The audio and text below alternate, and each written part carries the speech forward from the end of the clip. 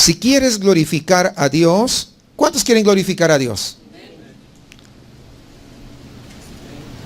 Y recuerdo cuando estaba pequeño, 10 años, 12 años, decían, vamos a glorificar a Dios. Amén, decía, levante sus manos. Y gloria a Dios. Y pensábamos que esa era la manera más extraordinaria de glorificar a Dios. Pero ¿saben cuál es la mejor manera de glorificar a Dios? ¿Cuál creen? La obediencia. La obediencia. No es decir yo te glorifico, es obedecerle.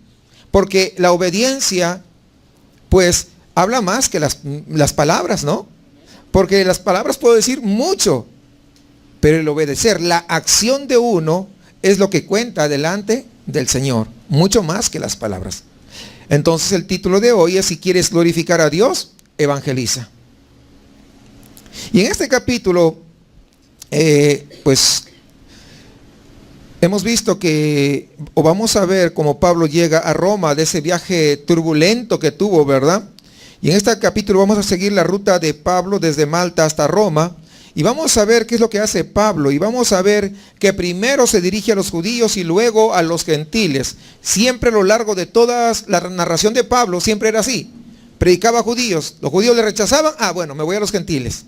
Llegaba a un lugar, primero judíos y luego gentiles. Y aquí vamos a ver que se observa exactamente lo mismo.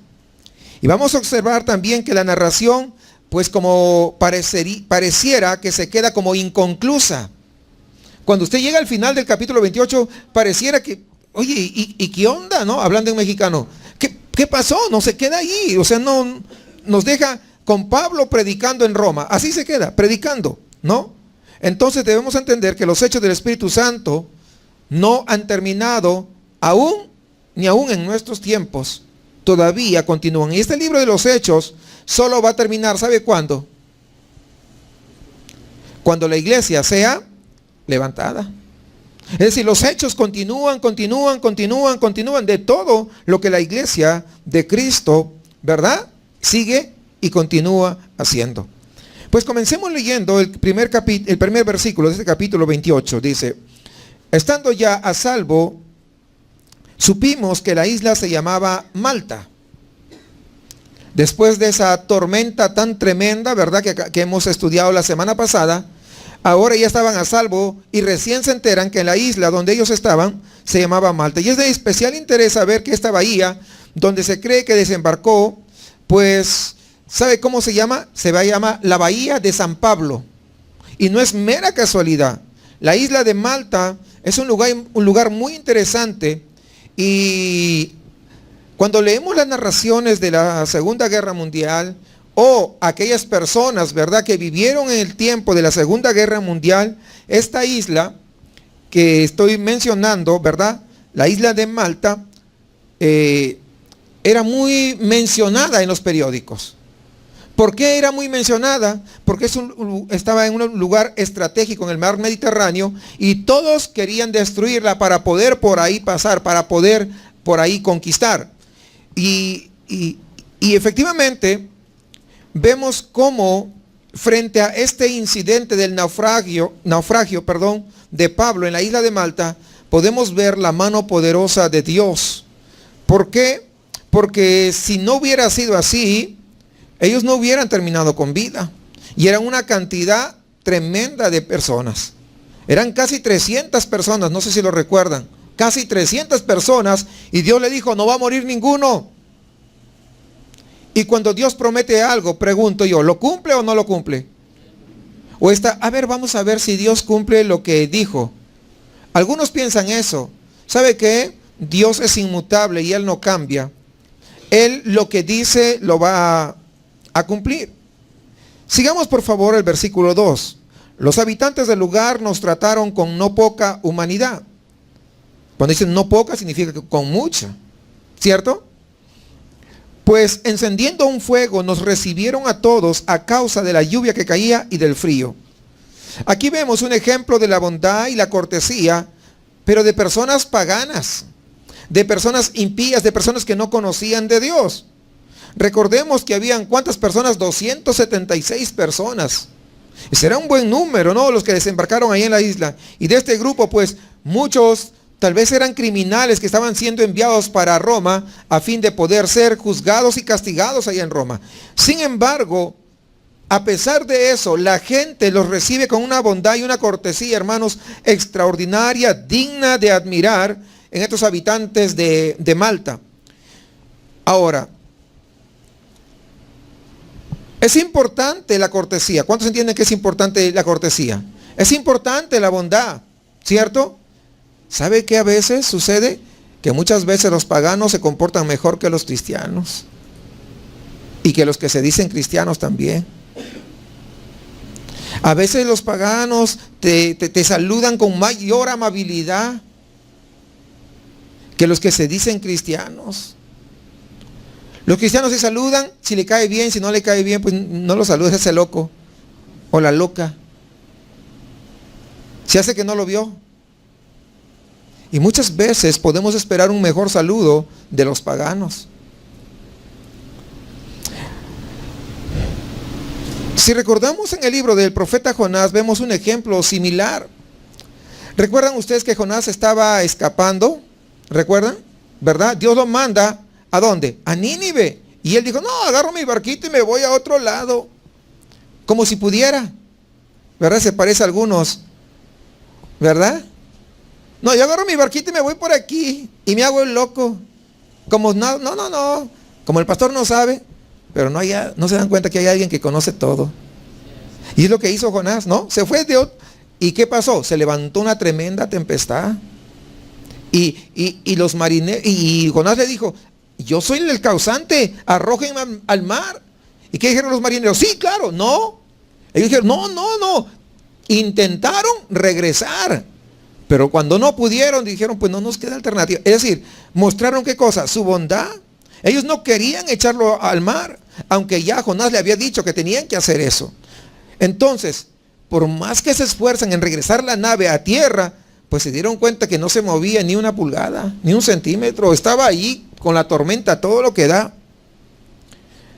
Podemos ver la bondad también de estos hombres. Entonces, a veces las personas que honradamente admiten estar sin Dios, muchas veces, hermanos, manifiestan más bondad y generosidad que aquellos que practican una religión, que aquellos que se llaman cristianos. Muchas veces se llega incluso sin querer a visitar o pasas por ahí y te ven que estás sudando y muchos a veces quiere una coca, le sirvo agua. Pasan por la casa de un cristiano, ni eso le dice. Y es una enseñanza que tenemos que aprender, mis amados hermanos, a poder nosotros ser bondadosos. Ahora, tenemos que hacer una aclaración. Las obras de cualquier persona sin haberse arrepentido, sin haber puesto su fe en Jesucristo, no tienen ningún mérito para ser salvos. ¿Son buenas obras? Sí, pero con eso no se logra la salvación. ¿Sí está claro eso? Son buenas obras, claro, pero con eso no es suficiente para la salvación. Hay gente que da su dinero, ¿cierto? A los pobres, a los necesitados, a los desvalidos, a diferentes lugares que se necesitan, ¿verdad? Orfanatorios que también, pero nada de eso es suficiente para alcanzar la salvación, porque la salvación solamente se puede alcanzar a través de Jesucristo. Pero eso no le quita que sean buenas obras. ¿O no es cierto? Claro, son buenas obras. Versículo 3. Entonces Pablo recogió algunas ramas secas y las echó al fuego, y una víbora, huyendo del calor, se le prendió en la mano. Qué tremendo. Agarró las ramas secas, ¿verdad? Y quiso echarlo allí al fuego. Y pues la víbora dijo, oye, yo no soy rama, y saltó y lo prendió. Recordemos algo. Ahí en el Evangelio de San Marcos, capítulo 16, versículo 17, solamente quiero mencionar, y lo leo y regreso nuevamente. Miren las promesas, dice, estas señales seguirán a los que creen en mi nombre. Echarán fuera demonios, hablarán nuevas lenguas, tomarán serpientes en las manos, y aunque beban cosa mortífera, no les hará daño. Sobre los enfermos pondrán sus manos y sanarán. Observemos, hermanos, que Pablo no fue, hola Viborita, ¿cómo estás? Y lo agarró deliberadamente. ¿Verdad que no fue así? No dice eso, ¿no? Pablo no estaba probando el alcance del poder de Dios. Y la verdad, o sea, porque muchas veces dicen, no sé si ustedes han visto un programa ahí en Discovery de una iglesia que colecciona víboras, ¿no? Y no, pero la Biblia dice que podemos coger víboras, no nos va a pasar nada. ¿Ha visto esos programas o no? Son charlatanes. ¿No lo ha visto? Pues no lo vean, no vale la pena. Bueno, dice que son cristianos, ¿no? Son iglesias que tienen su criadero de víboras, ¿no? Y no, pero como la Biblia dice, lo agarro y hacen tu espectáculo y todo, ¿verdad? Entonces, pero eso no es lo que dice la palabra. Ese no es el alcance de la palabra. Y muchas veces se tergiversa. ¿Por qué? Por no llegar a no comprender. Muchos solamente no van a la iglesia y creen que ya se lo saben todo. Porque para entender la palabra uno tiene que ser maestro. Y no culturalmente, sino que Dios te dio ese ministerio de maestro. Dios te dio ese ministerio de pastor. De tal manera que tú puedas llegar a la congregación y escuchar la palabra y poder entenderla mejor. ¿Es bueno leer en tu casa? Sí. Pero es también importante que llegues a fin de poder aprender, porque muchas de las cosas no las entendemos como tal. Por ejemplo, ese hombre que recién se había arrepentido, tenía poco tiempo y estaba con toda la enjundia ahí de cristiano nuevecito, ¿verdad? Y escuchó el domingo allá el predicador que dijo, si no aborreces a tu padre y a tu madre, no eres digno de mí. Palabras de Jesucristo, ¿verdad? No esperó. Si no aborreces a tu esposa, a tus hijos, y comenzó el predicador.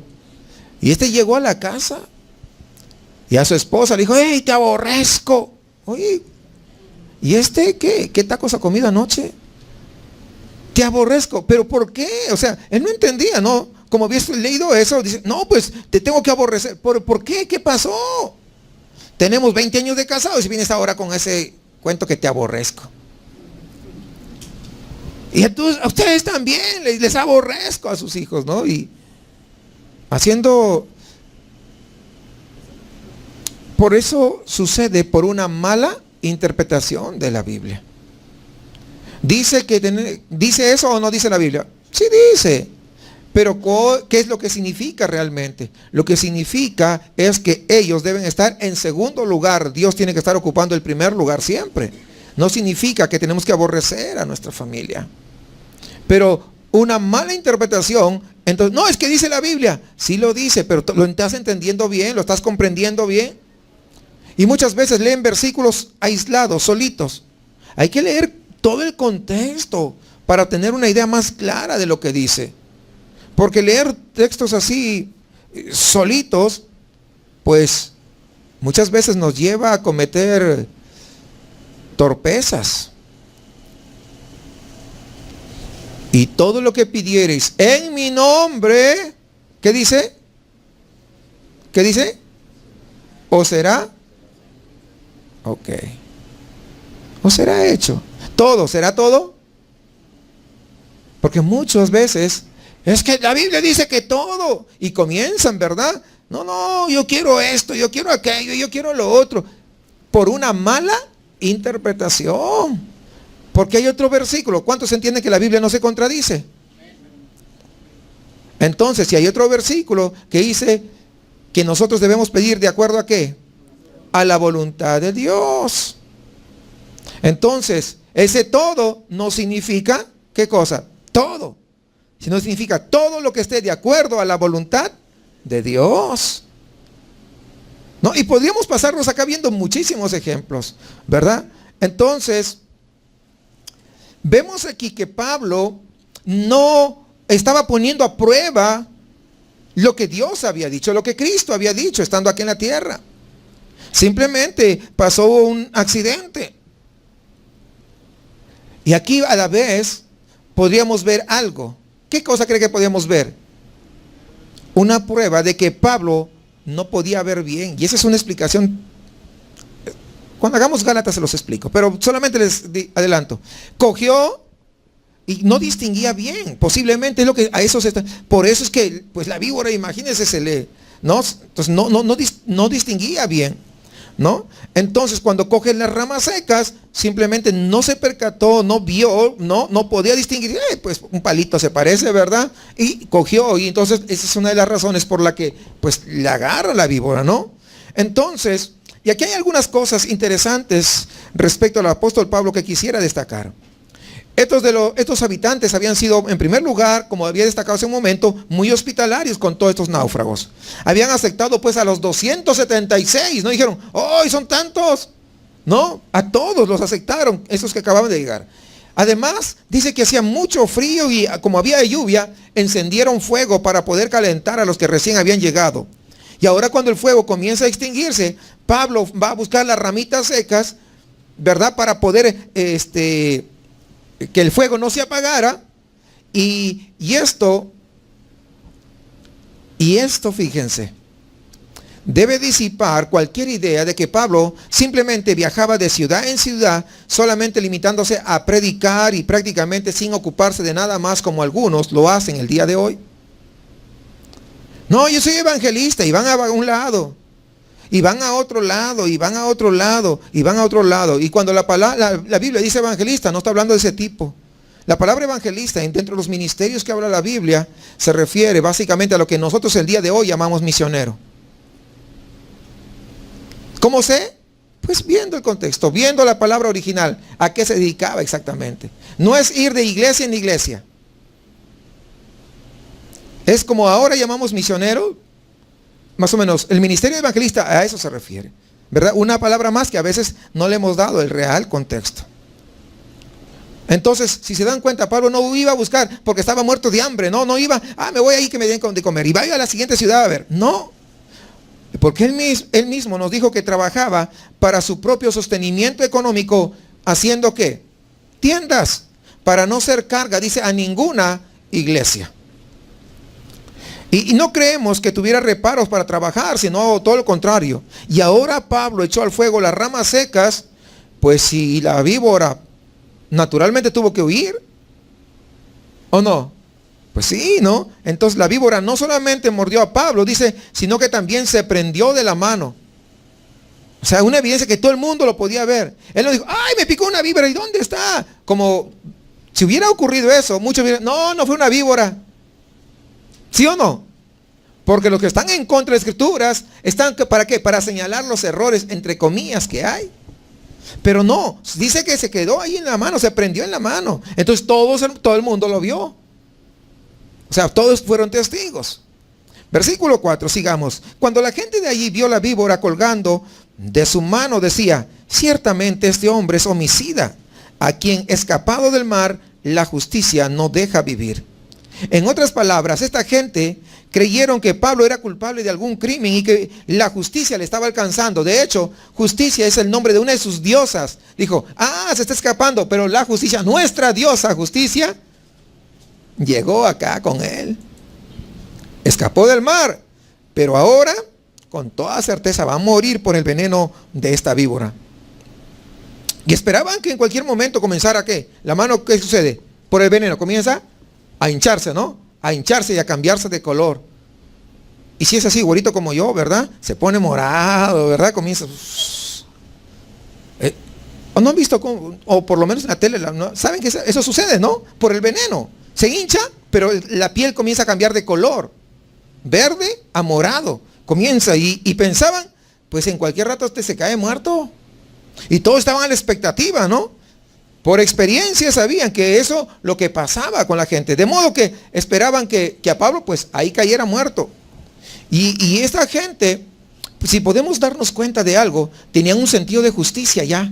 Fíjese, creían que Pablo era un asesino y por consiguiente merecía ¿qué cosa? Castigo. ¿Por qué? Porque ellos estaban entendiendo lo que era la justicia. Ahora, este incidente nos enseña, hermanos, que a través de todo el imperio romano había un sentido de justicia y sabían que la justicia se tenía que cumplir. ¿Sí o sí? Y esta fue una contribución pues importante del imperio romano. Los romanos se caracterizaron por la justicia, no por la misericordia, recuerden eso. Los romanos o el imperio romano se caracterizó por eso, justicia. No aplicaban misericordia. Los infractores de la ley no eran perdonados. El que quebrantaba la ley tenía que pagar lo que la justicia decía que tenía que hacer. Por ello, bajo el dominio de Roma, el mundo pues estaba clamando misericordia porque siempre todo era justicia, justicia, justicia. Y este sentimiento fue una preparación para la venida de Cristo, quien vino como Salvador del pecado para que la humanidad conociese lo que es la misericordia y el perdón de Dios. Porque antes que Cristo viniera, recuerden que el pueblo judío estaba subyugado por el imperio romano. ¿Y qué cosa conocían? Pues justicia, justicia, justicia. De hecho, el imperio romano, o cuando alguien estudia derecho, aunque se van chueco, ¿verdad? El primer curso que se lleva a la universidad para estudiar derecho es derecho romano. Es el primero. ¿Por qué? Porque es la base de todo lo que se ha desarrollado en base a la justicia a nivel mundial, ¿no? Continuemos, por favor, versículos 5 y 6. Pero él, habla de Pablo, sacudiendo la víbora en el fuego, ningún daño padeció. Ellos estaban esperando que él se hinchara o cayera muerto de repente, pero habiendo esperado ya mucho y viendo que ningún mal le venía, cambiaron de parecer y dijeron, oh, este es un Dios. Fíjense. Y pues vemos que de esta manera se cumple lo que leímos hace un momento en el Evangelio de Marcos 16, 18, ¿verdad? La víbora venenosa mordió a Pablo, pero él ni siquiera se inmutó, no sufrió los efectos del veneno. ¿Qué pasó ahí? Pues Dios lo había protegido. Dios lo había protegido. Entonces, como vemos, la mente humana que no ha sido regenerada siempre tiende a pensar mal. Como hay un dicho, ¿no? Que dice, piensa mal y acertarás. Pero la mente regenerada ya no piensa así. ¿Por qué? Porque ya tú tienes el entendimiento de Cristo y tú estás mirando a las otras personas con misericordia siempre. No estás a la defensiva. Ese piensa mal y acertarás en el mundo, tal vez lo practicábamos. Porque esta gente eran impíos. Y ellos estaban pensando mal. ¿Qué habían pensado? Pablo pues es un criminal. ¿Cierto? ¿Recuerdan ese momento? Pero ahora, cuando ellos se dan cuenta de que no había sufrido ningún mal, ellos cambian de inmediato de opinión. Y es así la gente. Cambiaron de opinión y ahora estaban concluyendo que Pablo no era un criminal, sino ahora era ¿qué cosa? Un Dios. Pero ambas suposiciones eran falsas. ¿Que era criminal? ¿Era criminal? ¿Era Dios? No, ¿no?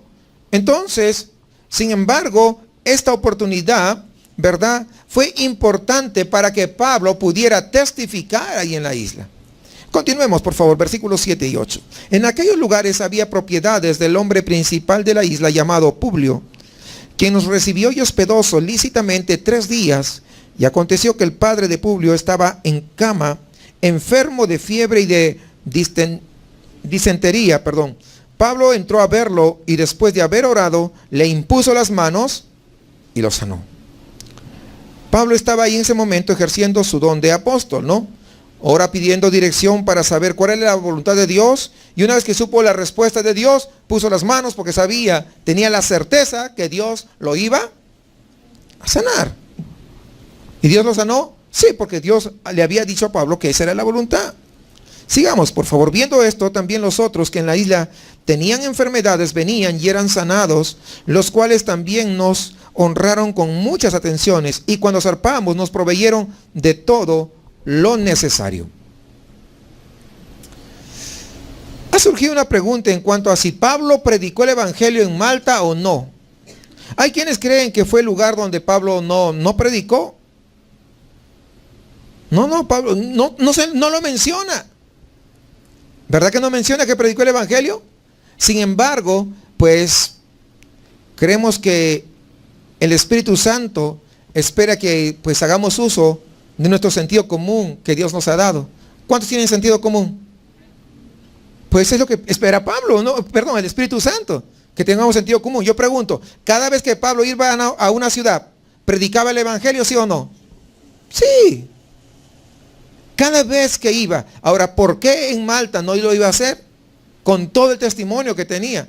Es decir, no lo narra, sin embargo, no podemos descartar. Por supuesto, tenemos que creer que Pablo sí predicó el Evangelio. Porque una persona no cambia de la noche a la mañana. Una persona que está preparada para evangelizar intencionalmente no lo hace selectivamente, sino que siempre se está buscando oportunidad para poder predicar el Evangelio, ¿no? Entonces, como vemos, este relato se está presentando de manera bastante breve y directa. Por tal razón, Lucas espera que ya habiéndonos narrado cómo era Pablo, pues dice, no, esto ya saben cómo es Pablo, ¿para qué les voy a volver a narrar? Porque ya saben cómo Pablo iba a obrar. Recordemos que fue Pablo quien escribió ahí en 1 Corintios capítulo 2, versículo 2, dice, pues me propuse no saber entre vosotros cosa alguna, sino a Jesucristo y a este crucificado. Para los apóstoles, la sanidad equivalía a ¿qué cosa? A la confirmación del Evangelio que predicaban, que todos entendieran que procedía directamente de Dios. Es decir, predicaban el Evangelio, hacían milagros, ¿verdad? Y como nadie había visto eso antes, decía, oh, eso tiene que venir de Dios. Entonces era una confirmación. Así que es muy importante que nosotros nos demos cuenta que Pablo aquí también predicó el Evangelio y que la sanidad justamente fue resultado de esa predicación. Estamos llegando casi al final de este pasaje del Hechos y al final de nuestro estudio. Entonces, si usted se da cuenta, vamos a continuar un poquito más adelante. No vemos nada nuevo, sino que vemos lo mismo que hemos estado viendo desde los primeros capítulos. Sin embargo, no quiero que se olviden, hermanos. Ya hemos tenido casi 10 meses hablando sobre lo que Dios anhela de cada uno de nosotros. Y quiero exhortarles a seguir haciendo los hechos que hemos visto en este libro. No se olviden, mis amados hermanos, podamos poner por práctica, porque si no, habrá sido una pérdida de tiempo suya. Si usted no pone en práctica lo que aprende, ¿de qué le sirvió? Es como aquel que estudia, va a la universidad, se esfuerza, porque estudiar en la universidad no es fácil, ¿no?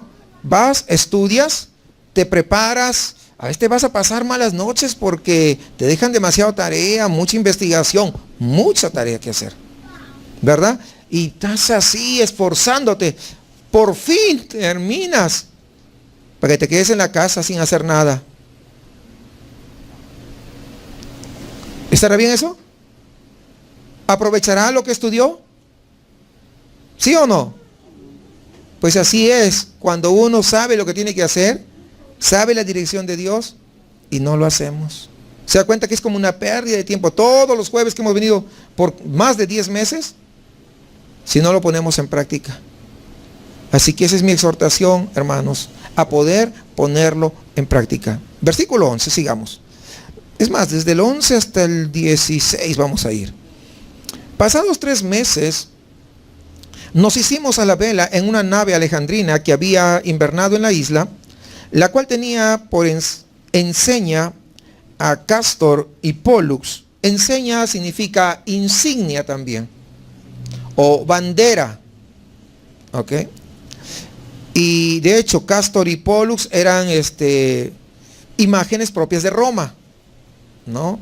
Para los que están siempre tomando nota, para que sepan verdad de dónde vienen esas dos palabras.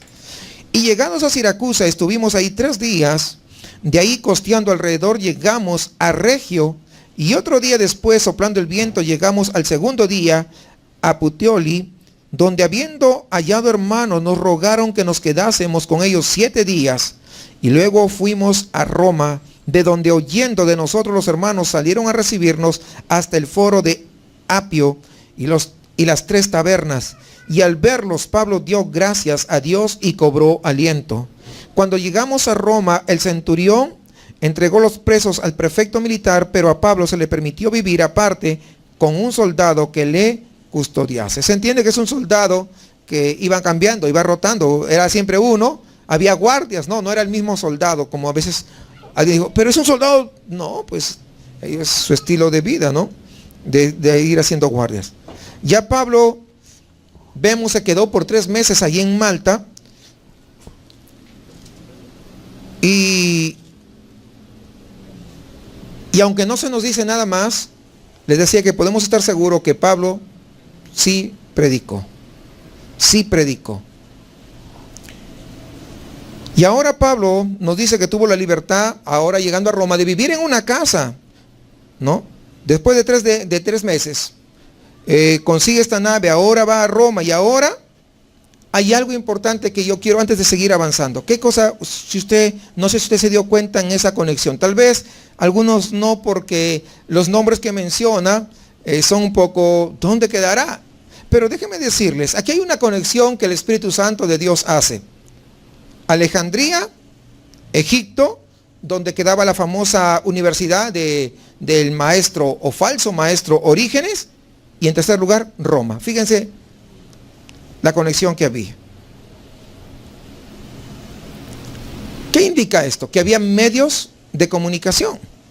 Eran rutas navegables, ¿no? Y ahí corría pues mercadería, Alejandría, Egipto y Roma. Ciudades principales, ciudades muy importantes, desde luego. Ahora, esta no es la primera vez que Dios nos ha llamado la atención sobre la conexión que hay entre Alejandría y Roma. Ya lo hemos visto en otra oportunidad. Y esto es importante, ¿por qué? Porque luego en la historia de la iglesia, Constantino, ¿cuántos recuerdan a Constantino? ¿Verdad? El emperador que tuvo una falsa conversión, que fue un cristino, porque no fue cristiano, de verdad, aunque él decía, ¿no? Que él había soñado y que no soñó la cruz, y en su insignia, ¿no? Comenzó a poner la cruz y con eso iba a las guerras y todo, ¿no? Constantino. Pues tuvo una falsa conversión, de hecho, ¿no?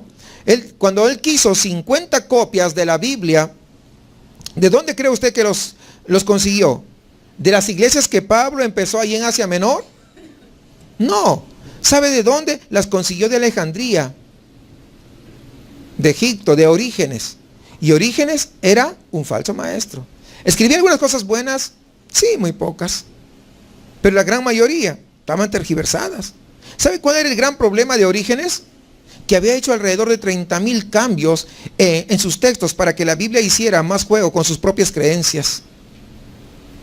Entonces yo pregunto, ¿una Biblia con 30,000 cambios será una Biblia genuina? ¿Será la Biblia que Dios inspiró? Pregunto, ¿sí o no? Es decir, todas las Biblias que vendían de allá, de Alejandría, ¿verdad? Lógicamente eran adulteradas. Por eso, en estos tiempos, hay que tener cuidado qué Biblia tenemos.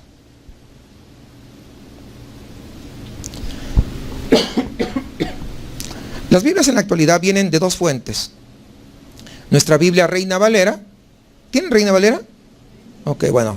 Su Biblia Reina Valera y la mía provienen de un texto antiguo que se llama el Textus Receptus. Y la mayoría de traducciones nuevas, incluyendo los textos de la Iglesia Católica, desde luego, vienen de otros textos. De otros textos que han sido adulterados. Sí son mayor cantidad, es verdad, pero adulterados da lo mismo. A ver, se le voy a poner un ejemplo.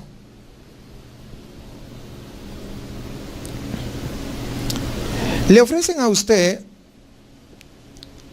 ¿han visto cómo se llama? La leche de clavel, ¿cómo? ¿O carnation?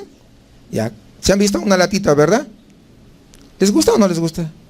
Pues a mí me gusta mucho carnation, ¿verdad?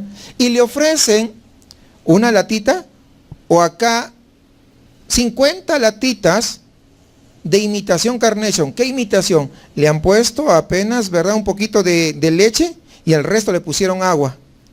Son 50, 100 latas de esas. Yo pregunto, el hecho que hayan 100 de esas latas llenas de agua y con un poquito de colorante, ¿hará que eso sea mejor que esta sola latita? ¿Sí o no? ¿Por qué digo esto?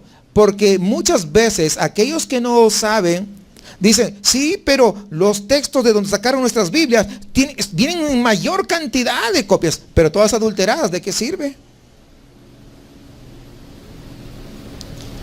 Nuestra Biblia Reina Valera proviene del Textus Receptus, que es un texto antiguo. Ahora, ellos dicen que son más antiguos, pues hay que demostrarlo, ¿no? Eso, en la clase de teología, cuando doy, pues a veces yo hago toda esa explicación, pero hermanos, entonces tenemos que ver cuál es nuestra Biblia que estamos usando, de dónde viene. Si usted tiene Reina Valera, no se preocupe. Si tiene otra versión, pues hay que ver de dónde viene, cuáles son la fuente, ¿no? Por ejemplo, muchos tomaron como fuente Nestlé y Aland, que son de los textos alejandrinos, corruptos, tergiversados. Entonces, miren, ¿por qué hago toda esta explicación? Porque muchas veces ustedes no entienden eso, ni saben de dónde vino su Biblia. Entonces, pero fíjense aquí, tenemos nosotros que ver que el Espíritu Santo no se equivoca ni no menciona lo que había por mencionarnos, sino que nosotros, ¿sabe qué? Tenemos que tomarle atención a todo esto. Dice, ahora entiendo por qué había todas esas conexiones, ¿no? ¿De dónde venía esto? Entonces, tenemos por lo tanto que siempre nosotros usar nuestra Biblia, nuestra Reina Valera. Está viejita, sí, pero es nuestra Biblia que viene del mismo Textus Receptus, hermanos. Tenemos que amar a nuestra Biblia, ¿no? Entonces, he hecho solamente un paréntesis para explicarles brevemente, no tengo tiempo. Vamos a estar viendo una serie próxima que se llama Hablemos de Teología. Ahí de repente vamos a hablar un poquito más, con mayores explicaciones al respecto, ¿verdad? Hoy no es el tema, pero solamente quería hacerles ver y que usted aprenda a amar la Biblia que tiene entre sus manos, ¿verdad? Hay muchas nuevas que salen y tenga cuidado. No todo lo nuevo es mejor. Regresando aquí, Pablo, pues a pesar de todo, pues Pablo llega a Roma, ¿verdad? Y vamos a ver cómo Pablo predica ahí en Roma. En primer lugar, vamos a ver cómo los judíos rechazan el evangelio. Versículo 17, por favor, hasta el 23. Aconteció que 3 días después, Pablo convocó a los principales de los judíos, a los cuales luego que estuvieron reunidos les dijo, yo, varones hermanos, no habiendo hecho nada contra el pueblo, ni contra las costumbres de nuestros padres, he sido entregado preso desde Jerusalén en mano de los romanos, los cuales habiéndome examinado me querían soltar por no haber en mí ninguna causa de muerte. Pero oponiéndose los judíos me vi obligado a apelar a César, no porque tenga de qué acusar a mi nación. Así que por esta causa os he llamado para veros y hablaros, porque por la esperanza de Israel estoy sujeto con esta cadena. Entonces ellos le dijeron, nosotros ni hemos recibido de Judea cartas acerca de ti, ni ha venido alguno de los hermanos que haya denunciado o hablado algún mal de ti. Pero querríamos oír de ti lo que piensas, porque de esta secta nos es notorio que en todas partes se habla contra ella. Y habiéndole señalado un día, vinieron a él muchos a la posada, a los cuales les declaraba y les testificaba el reino de Dios desde la mañana hasta la tarde, persuadiéndoles acerca de Jesús, tanto por la ley de Moisés como por los profetas. Primero que nada, si ustedes se dan cuenta, Pablo presenta defensa ante los judíos. Estaba en cadenas, dice, estaba preso, y entonces antes de poder explicarles el evangelio, él quiere explicar por qué está ahora en esa situación difícil. Y aparentemente en el versículo 22, ellos estaban abiertos a escucharle su exposición. Pero en el 23 vemos que Pablo comienza a predicar el evangelio. Y los judíos que llegan para oír le dice que no son pocos. Cuando dicen no son pocos, indica ¿qué cosa? Pues que son muchos, ¿no? Y esto es importante. Pablo en Roma está predicando al último grupo grande de los judíos en la dispersión. Hermanos, se estaba cumpliendo lo que Dios le había dicho que tenía que ir a hacer allá a Roma. Está predicando a un gran número de judíos. Porque Pablo amaba a los judíos. Pablo deseaba la salvación de los judíos. Pablo tenía misericordia de los judíos, aún sabiendo cómo eran. A pesar de eso, él incluso manifiesta que estaba dispuesto, si fuera posible, a perder su salvación para que sus hermanos se salvaran. Y esa es la misericordia que debe haber en nosotros. Pero no estamos dispuestos. Si no estamos dispuestos a sacrificar tiempo, menos vamos a estar dispuestos a sacrificar a nosotros mismos. Pero aquí podemos ver, hermanos, la misericordia, ese corazón que tenía Pablo. Y así tenemos que ser nosotros. A eso somos llamados. Los que estamos desarrollando, los hermanos que están viniendo al taller de evangelismo, vimos este sábado pasado, ¿no? El corazón del Padre. Una enseñanza tremenda de cómo debemos ser nosotros frente a los demás. Recordemos, hermanos, que los apóstoles predicaron a Cristo a los judíos en Jerusalén y en sus afueras, pero ellos, los judíos, lo rechazaron el evangelio, rechazaron a Jesús como el Mesías. Incluso el día de hoy, los judíos ortodoxos, ellos todavía siguen esperando a su Mesías. Sí, es verdad, siguen esperando. Pablo aquí vemos, primero lleva el evangelio ¿a quién? Al judío, pero también lo rechazan.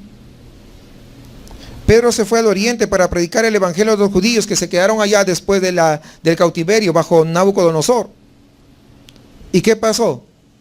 Pues lo rechazaron. Ahora Pablo está en Roma alcanzando a los judíos en la dispersión en Europa. ¿Cuál era la respuesta de ellos? De rechazo. Si ustedes se dan cuenta, la bondad de Dios es más grande. Es muy grande, hermanos, excesivamente grande. Dime cuántas veces has fallado tú. Y aún la misericordia de Dios te sostiene. Y aún te llama al arrepentimiento como los judíos. Rechazo tras rechazo. Pero todo tiene un límite. Y es lo que vamos a ver. ¿Cuál era la respuesta de los judíos? Veamos, 24 al 28. Y algunos asentían a lo que se decía, pero otros no creían. Y como no estuviesen de acuerdo entre sí, al retirarse, les dijo Pablo esta palabra: bien habló el Espíritu Santo por medio del profeta Isaías a vuestros padres diciendo: ve a este pueblo y diles, de oído oiréis y no entenderéis, y viendo veréis y no percibiréis, porque el corazón de este pueblo se ha engrosado, y con los oídos oyeron pesadamente, y sus ojos han cerrado para que no vean con los ojos, y oigan con los oídos, y entiendan de corazón y se conviertan, y yo los sane. Sabed pues que a los gentiles es enviada esta salvación de Dios, y ellos oirán. Y cuando hubo dicho esto, los judíos se fueron teniendo gran discusión entre sí. Como siempre, surgieron dos respuestas. Algunos creyeron y otros no creyeron. No recibieron a Jesús, al Mesías prometido. Unos simplemente no creen y otros pues dicen, sí, está bien, como que dándole la razón. Pero están creyendo de manera ¿qué? Intelectual, no de corazón. Porque cuando uno cree de corazón, hay arrepentimiento. Pero vemos aquí que en ningún grupo hubo arrepentimiento. Todos dice que se levantaron para irse y Pablo los reprende por su incredulidad. Los judíos entonces oyeron el evangelio, vieron las señales que aprobaban el evangelio, pero no quisieron recibirlo, no quisieron creer.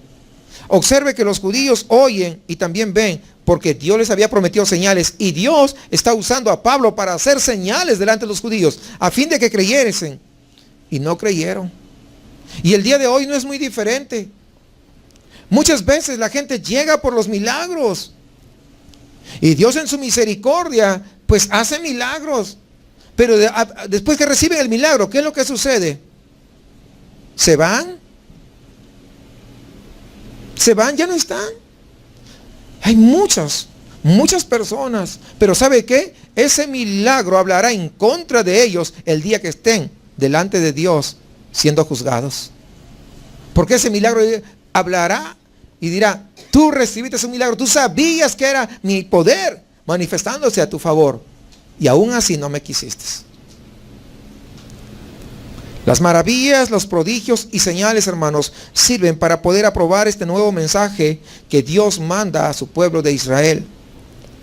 Sin embargo, ellos no quisieron. Sin embargo, a pesar de ver todo, no quisieron. Muchas veces el ser humano somos así.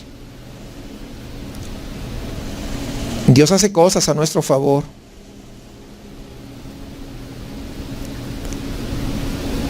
Y no queremos obedecer. Nos ponemos a juzgar a los judíos. Mira esos judíos, qué incrédulos. ¿Y qué de nosotros? Hoy ya no sucede eso en estos tiempos. ¿Sucede o no sucede? ¿No? Bueno, ahí en Perú sí sucede, en Estados Unidos también sucede. Dios haciendo cosas a favor de nosotros y nosotros mostrándonos como incrédulos. ¿Saben qué? Los judíos, como vemos, rechazaron, hermanos, el evangelio. Y cuando ellos rechazan el evangelio, ¿qué sucedió? Estaba Dios tratando con los judíos. Entonces en ese momento comienza ¿qué? Una transición hacia los gentiles, porque eso acabamos de leerlo. Una transición. ¿Qué lección podemos aprender de eso? Que la misericordia de Dios es nueva cada mañana, pero la paciencia de Dios tiene un límite. O sea, no pensemos que Dios va a estar allí y allí. Si vemos, es una transición de Israel a la iglesia, de los judíos a los gentiles. Y alguien dirá, qué bueno por los gentiles que rechazaron. Hermanos, Dios ya sabía que eso iba a pasar. Dios no usó el plan B. Dios tiene un solo plan. Y ese plan se va a cumplir sin importar quién se oponga, quién se levante. ¿Cuántos entienden que es así? Recuerden, Dios es inmutable. ¿Qué significa? Que Dios no cambia. Y si Dios no cambia, no va a cambiar de plan. Hay un solo plan. Y ahora veamos, versículos 30 y 31, los gentiles, ¿cómo reciben el evangelio? Dice, y Pablo permaneció 2 años enteros en una casa alquilada y recibía a todos los que a él venían, predicando el reino de Dios y enseñando acerca del Señor Jesucristo abiertamente y sin impedimento. Aquí es donde vemos los hechos en el libro de Hechos de los Apóstoles, que deben ser también los hechos de hoy día. ¿Qué cosa significa? Que Dios, ¿qué cosa quiere? Que evangelicemos, que prediquemos el reino de Dios. Dios quiere que discipulemos, Dios quiere que enseñemos acerca de nuestro Señor Jesucristo. Y esto es exactamente lo que nosotros vemos en ¿dónde? En la gran comisión. ¿Recuerdan? Mateo 28:19 es famoso, es conocido por nosotros. Por tanto, id y haced discípulos a todas las naciones, bautizándolas en el nombre del Padre, del Hijo y del Espíritu Santo, enseñándoles que guarden todas las cosas que os he mandado. Y aquí yo estoy con vosotros todos los días hasta el fin del mundo. Amén. Esto es exactamente lo que vemos con el propósito de la venida del Espíritu Santo. Solamente voy a volver a leer para recordarles. Hechos 1:8. Solamente para recordarles, esto ya lo hemos visto. Pero recibiréis poder cuando haya venido sobre vosotros el Espíritu Santo. Fíjese, recibiréis poder. Muchas veces, sí, vamos a recibir poder para poder hacer esto y hablar unas 4 lenguas y esto, aquello. No. Y dice, y me seréis testigos en Jerusalén, en toda Judea, en Samaria y hasta lo último de la tierra. Para eso se recibe poder. Hermanos, les dije, este es el último de esta serie, después de 45 estudios. Es el anhelo de mi corazón, hermanos, que esta serie nos sirva para llevar a la práctica lo que hemos aprendido en los hechos de nuestras vidas cotidianas. ¿Qué tenemos que hacer? Número 1, testificar. Predicar la palabra con denuedo. ¿Por qué? Porque es lo que viene con la llenura del Espíritu Santo. Hechos 4:31 es lo que ya hemos estudiado. Hablar todos los días con alguien acerca de Cristo. Dice también el capítulo 5 de Hechos, ¿no? Que todos los días en el templo y por las casas no cesaban de enseñar y predicar a Jesucristo. Es decir, no solamente el día sábado que tenemos evangelismo, todos los días tenemos que hablar, hermanos, todos los días, ir por todas partes anunciando el evangelio. Es lo que dice Hechos 8:4, pero los que fueron esparcidos iban por todas partes anunciando el evangelio. Y podríamos seguir sacando versículos, pero terminemos, hermanos, con los hechos del apóstol Pablo. Hay 5 hechos que vemos en la vida y el ministerio de Pablo. Y queremos que eso también se pueda ver en nuestras vidas. Son las 5 metas del ministerio. En primer lugar, 1, evangelizar intencionalmente. No porque se están puchando. A ver, ¿cuántos los que se van a anotar para el grupo de evangelismo? Ya hay un grupo. ¿Quiénes más van a acompañar? Pues nadie.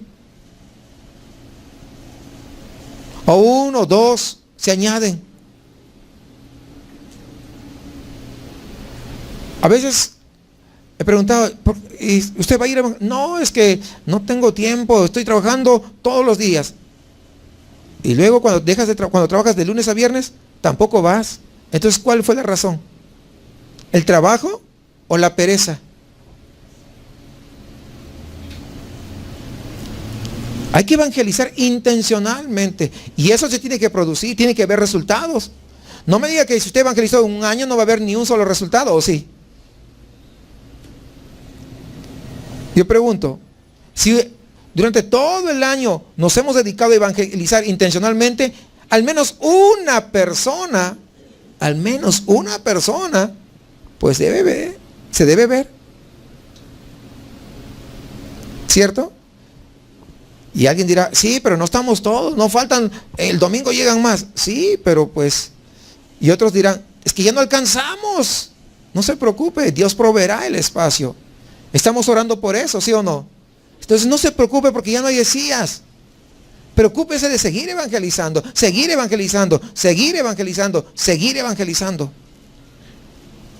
Un pastor decía que la mejor forma de evangelizar es abrir misiones en diferentes lugares, porque ahí hay un compromiso de por medio de poder predicar la palabra de Dios.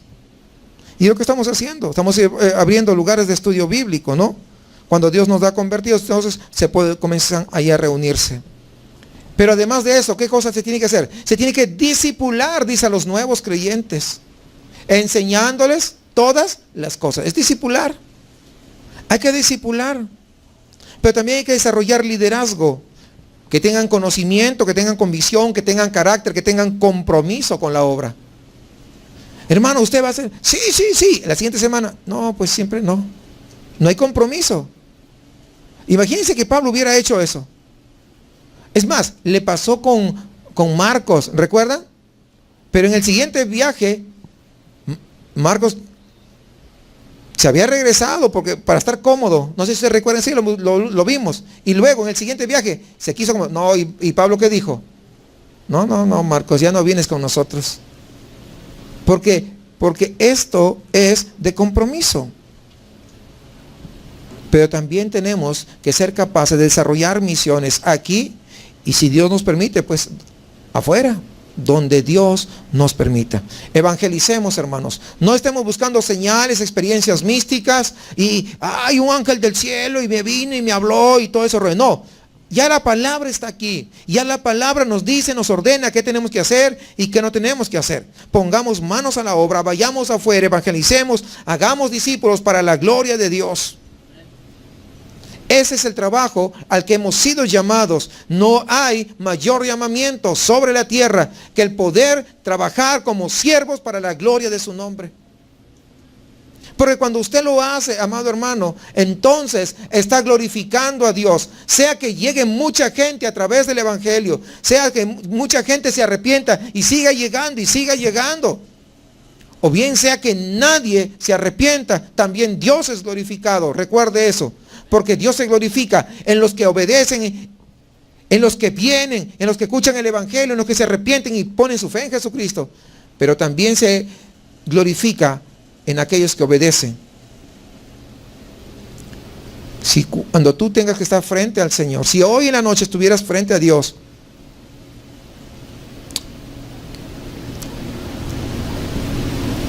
y tuviera que hacerte una encuesta, una pregunta, y te diría, ¿por qué tengo que dejarte entrar aquí al cielo? ¿No fuiste obediente? Porque una de las características del Hijo, que es obediente. El que se arrepintió, su corazón ya cambió, ya no es rebelde. Su prioridad cambió, porque es lo que pasa con el Hijo de Dios. Sus prioridades cambian.